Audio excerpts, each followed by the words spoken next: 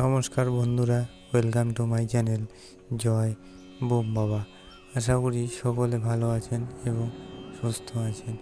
আজ বলবো এক ব্যক্তির সফলতার গল্প। শুনবো কিভাবে তিনি বারবার ফেল করেও আজ বিশ্বসেরা। চলুন তাহলে ভিডিওটি শুরু করা যাক।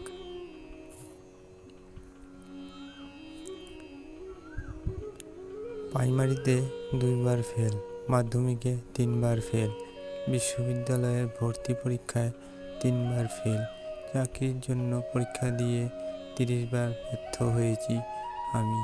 চীনে যখন KFC আসে তখন 24 জন চাকরির জন্য আবেদন করে, এর মধ্যে 23 জনের চাকরি হয়, শুধুমাত্র একজন বাদ পড়ে, আর সেই ব্যক্তিটি আমি।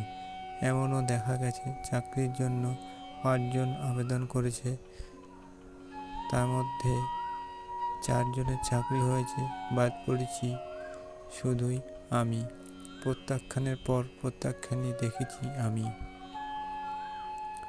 হার্ভার্ড বিশ্ববিদ্যালয়ে ভর্তির জন্য 10বার আবেদন করে 10বারই প্রত্যাখ্যাত হয়েছি।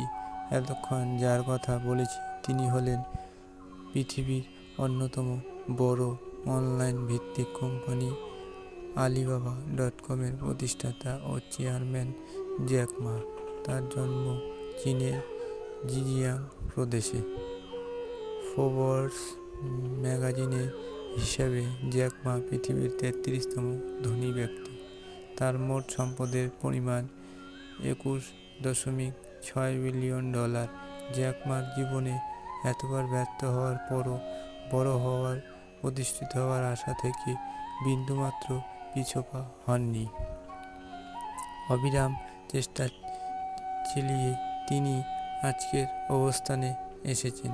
সেই জ্যাক মা চাকরির জন্য 30বার প্রত্যাখ্যাত হয়েছিলেন।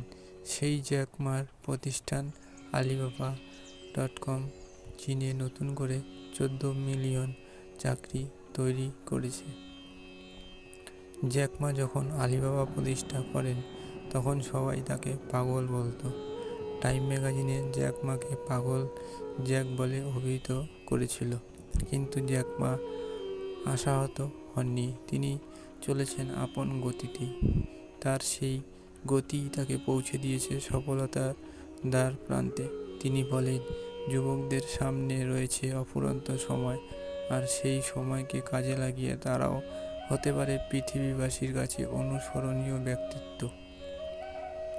ইচ্ছা করলেই নিজেকে উদাহরণের প্রতীক হিসেবে গড়ে তুলতে পারে। জ্যাক মার একটি বিখ্যাত উক্তি, তিনি বলেছিলেন, আমার মনে হয় পাগল হওয়াই ভালো। আমরা পাগল কিন্তু নির্বোধ নই।